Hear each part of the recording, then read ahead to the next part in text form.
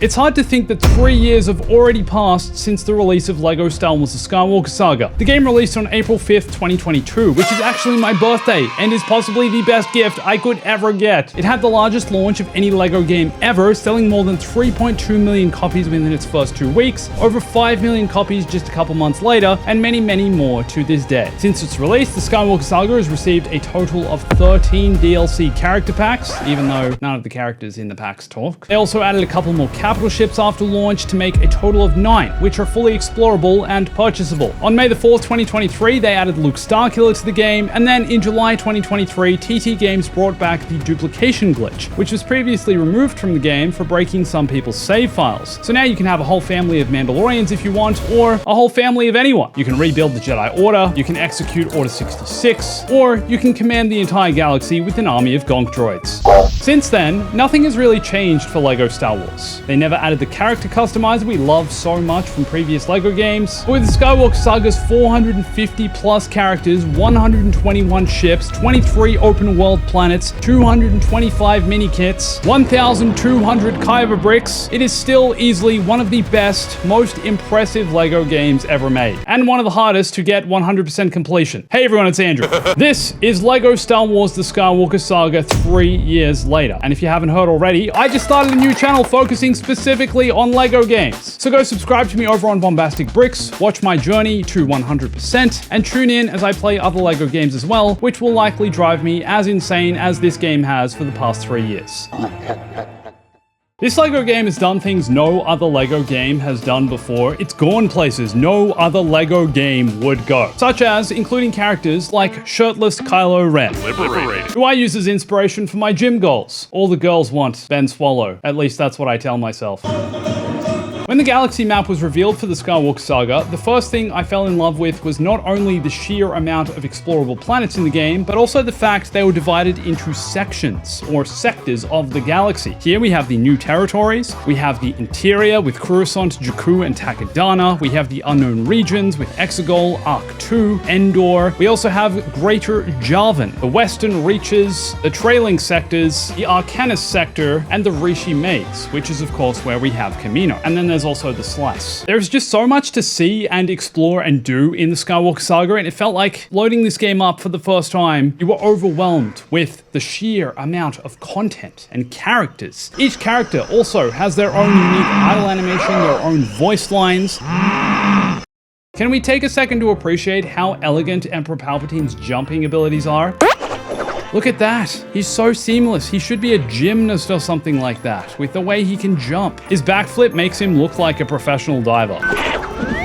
And then he goes to walking around with a cane, as if he can't just walk normally. I also really like the fact that this LEGO game preserves elements of old LEGO games, such as the ability to smash down with a lightsaber. Simple, but very, very, very effective.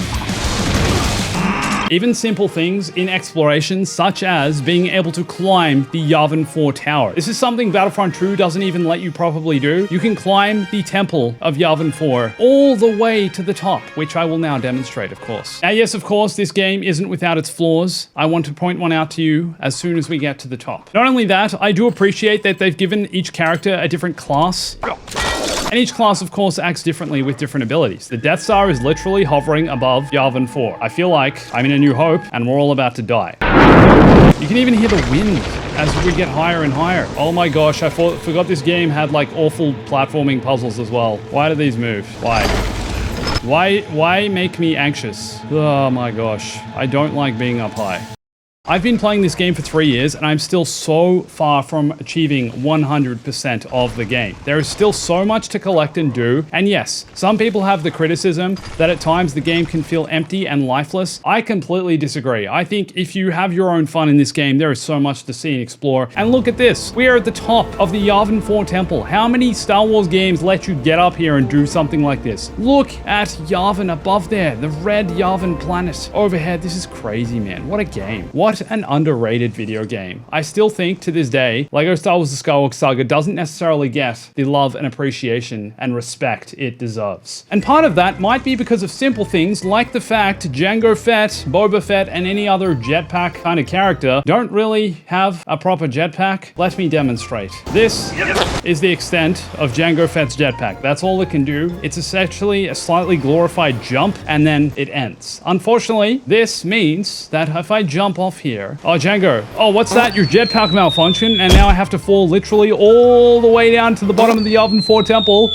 Literally can't even fall all the way off the top. That's how bad your jetpack is, Jango Fett. That's how bad it is. That's how bad you are as a character in this game. Aww.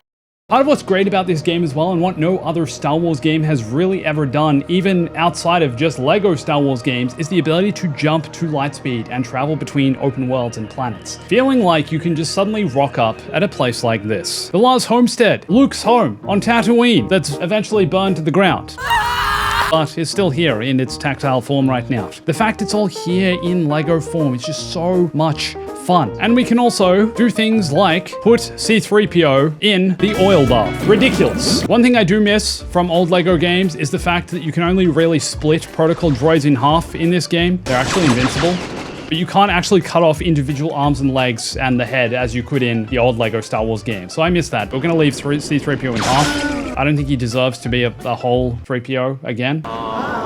Now next, I'm going to take you to one of my favorite locations in the game. Just a short walk from there is literally the Tusken Village. And every time I come to a place like this, I think most of us think of just one thing. I'm here on Jedi business. He's here in the camp on Jedi business. Do you hear that, everyone? Do you hear that?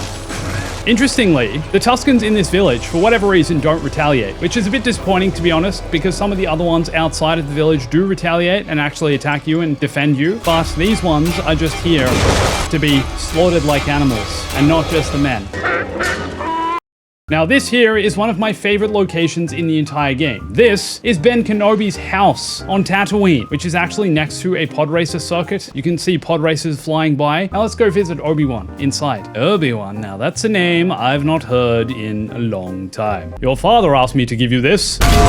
Obi-Wan can look at the posters on the wall and reflect on his memories in the Clone Wars. Such cool small details. He's dancing around with all the clone troopers. Now that we're getting the crew together, we're gonna go to Mos Eisley. He's chilling on a park bench. That was the other first thing about noticing in this game. All the NPCs, there's so much going on in the world and the environment. Playing this again, it's just so vibrant. It's so full of life and energy. Look at everything. It feels like a living, breathing world. Everyone's just walking around here. It feels gritty. It feels dense. It feels like the streets of Mos Eisley, which is exactly what it's intended to be. This is that tower, the Banking Clan Tower or something like that. Has anyone seen the cantina? Where can an old man get a drink? Do you know where the Oh, that's it. I found it. And so Obi-Wan, Ben Kenobi, sprinted for the cantina, knowing that he needed to get himself a drink. For some reason, there's Jawas dancing outside. I don't know what the deal with that is. Even though this is a much more accurate representation of the cantina, a film-accurate representation, unfortunately, you can't really start a cantina fight in here in the same way that you could in the previous LEGO Star Wars games. That was certainly one of the most iconic things about them. You can get these guys to come and fight you, but it's not quite the same as every character in the game starting a war. I'm going to end this once and for all. Oh, it didn't work. Maybe you can't kill that guy. All right. Whoa, Luke, bro. All right, Luke, it's time to go. Luke started a war in the cantina.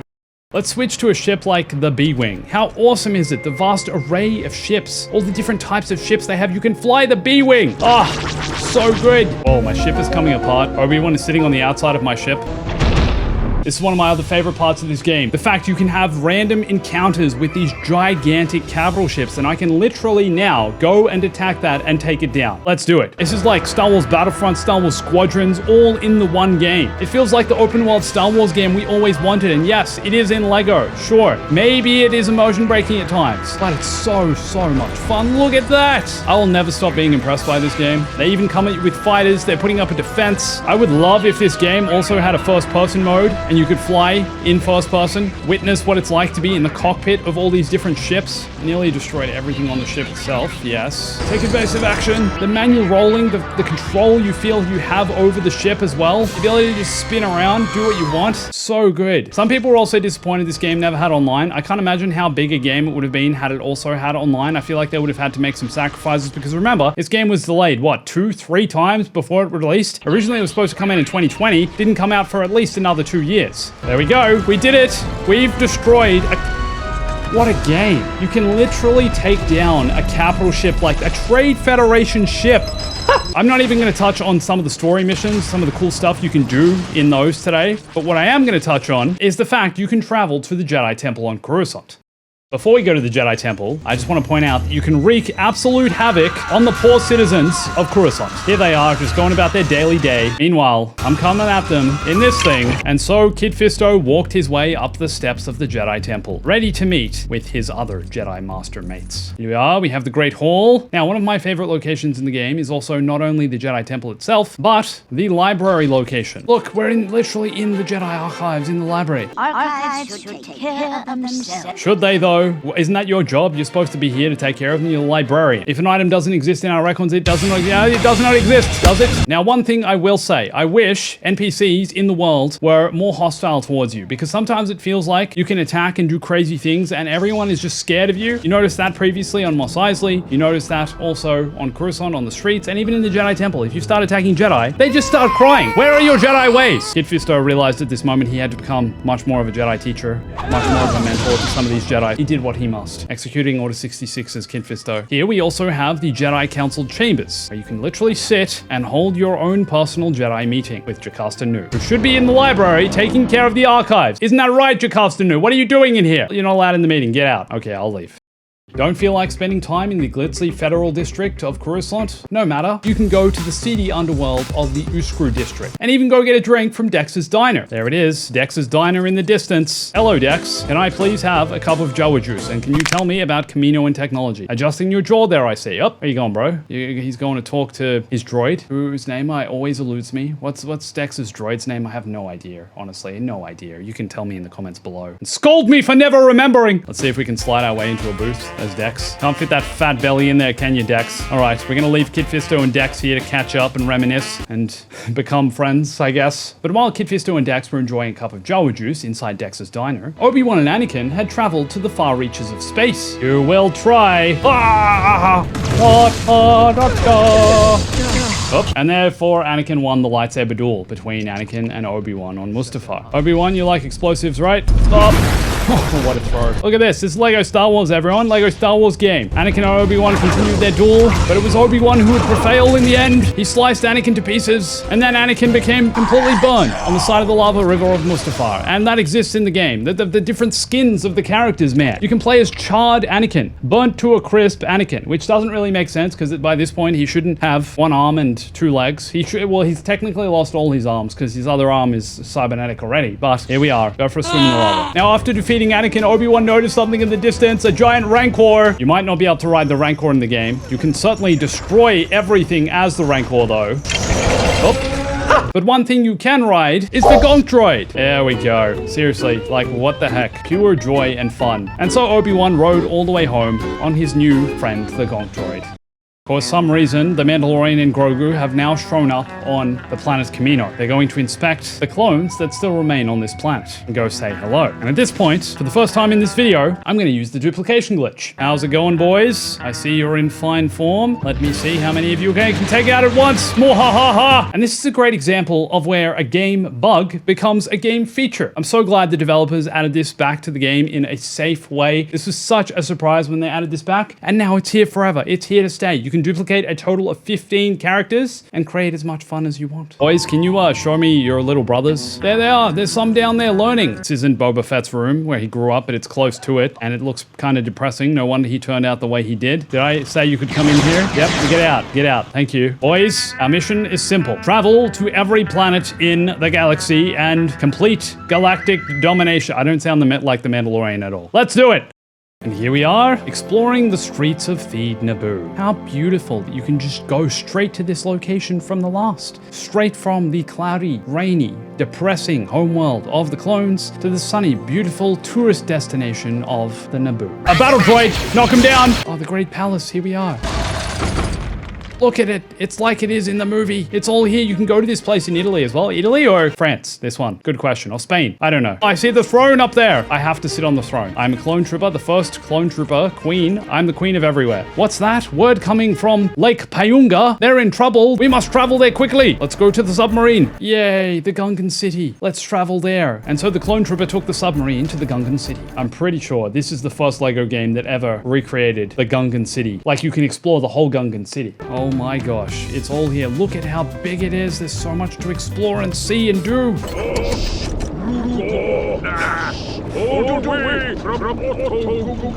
I did not know you had a middle name and it was Rugor.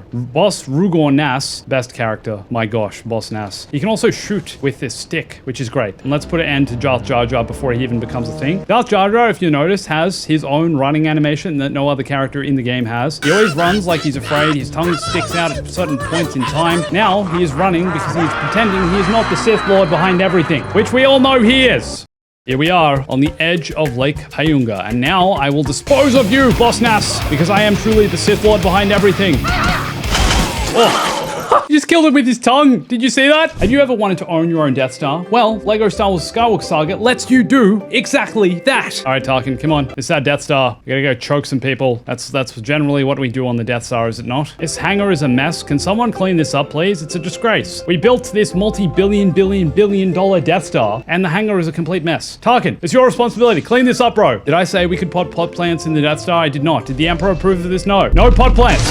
Oh, I love this room with the green. It's so cool. Also, is this like I think this is supposed to be a joke because it's like there's no railings on the Death Star. So they put these little railing things here in Lego Star Wars as a joke. What did I say? No pot plants. I'm triggered from all the pot plants I had to destroy in 100%ing Lego Star Wars the video game. There was so many in that game. My goodness, to get 100% that you have to destroy. Everywhere I go, I just destroy pot plants. Stormtrooper training room where they all sit around and eat popcorn and watch movies or performances put on by yours truly. Why can you just ride this in here? This is wild. This is the temporary Death Star. We built this one as we were building the main one to see if the idea was any good. And clearly it was.